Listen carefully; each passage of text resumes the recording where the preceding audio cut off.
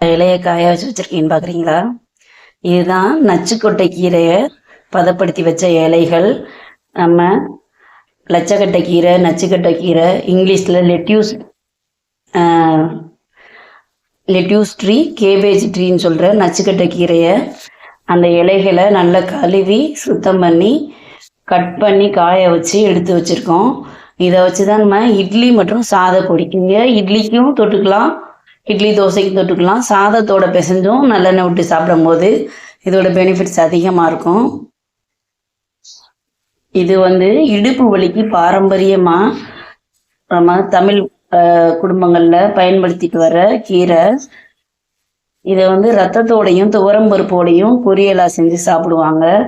அந்த மாதிரி நம்ம ரெகுலராக இந்த கீரை கிடைக்காதே, எங்களுக்கு செய்கிறதுக்கு நேரம் இல்லை அப்படின்னு நினைக்கிறவங்க நம்ம அருவி ஃபுட்ஸில் இட்லி பொடியாகவும் வாங்கி இட்லி பொடியாகவும் இது சாத பொடியாகவும் யூஸ் பண்ணிக்கிடலாம். அதை தான் இன்னைக்கு செய்கிறோம். இது நச்சுக்கொட்டை கீரை, பேர்லேயே நச்சுக்கொட்டை கீரைன்னு ஏன் இதுக்கு வந்திருக்குன்னா, இது டீடாக்சிஃபை த பாடி, உடம்புல இருக்க நச்சுக்களை அகற்றக்கூடிய தன்மை இருக்குது இந்த கீரைக்கு. அதனால தான் இதுக்கு பேரே நச்சுக்கொட்டை கீரைன்னு சொல்கிறாங்க. இந்த இலையில ஸ்லோ ஃபயரில் தான் நீங்கள் வதக்கணும். சிம்மில் வச்சு வதக்கிட்டு அடுத்து இட்லி பொடியாக செய்யலாம். இது என்னன்னு பார்த்தீங்கன்னா, இட்லி பொடி ப்ரீமிக்ஸ்.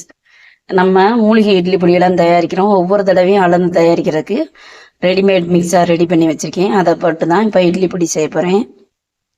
இந்தளவு இட்லி பொடியை சேர்த்து லேசாக மட்டும் சூடு பண்ணிக்கோங்க. பண்ணிட்டு நம்ம வறுத்து வச்சிருக்க கீரையோட சேர்த்து அரைச்சிக்கலாம். எல்லா பொருட்களையும் ஆற வச்சு அரைச்ச பிறகு சத்தான இடுப்பு வலி நீக்கும் கருப்பு உளுந்து நச்சுக்கொட்டை இட்லி பொடி ரெடி ஆயிடுச்சு. வேணுங்கிறவங்க ஆர்டர் பண்ணிக்கோங்க. உங்களுக்கு ஏற்ற மாதிரி காரம் உப்பு கம்மியாக கூட அது மாதிரி கஸ்டமைஸ் பண்ணி செஞ்சு தரேன். டெய்லி இந்த அளவு சாப்பிடுங்க. அளவுக்கு மிஞ்சினால் அமிர்தமும் நஞ்சு. அதனால டெய்லி ஒரு டேபிள் ஸ்பூன் அளவுக்கு தோசை பொடியாவோ சாதத்தில் போட்டு பிசைஞ்சோ சாப்பிடும்போது நாளடைவில் உங்களுக்கு உடலில் நச்சுக்கள்லாம் நீங்கி கால்சியம் சத்தும் அதிகமாகி இடுப்பு வலி குறையும்.